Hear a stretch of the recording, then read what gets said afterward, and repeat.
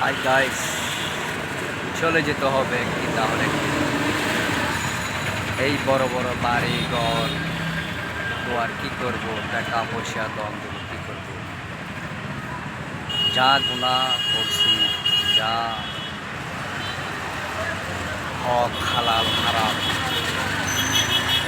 করছি, আজকে সব কিছু আল্লাহ থেকে মানা চাবো। আল্লাহ আমাকে দয়া করি সব গুনাহটা আপনি আমাকে মুক্ত করে দিন। আজকে এই শবে বরাতের নামাজ পড়ি, আল্লাহর কাছে কান্না করব, চোখের পানি ছেড়ে দেব, একেবারে নতুন শিশু বাচ্চার মতন হয়ে যাব, যেন সুস্থভাবে সুন্দরভাবে আগামী শবে দিন আবার নামাজ পড়তে পারি মতন আল্লাহ আমাকে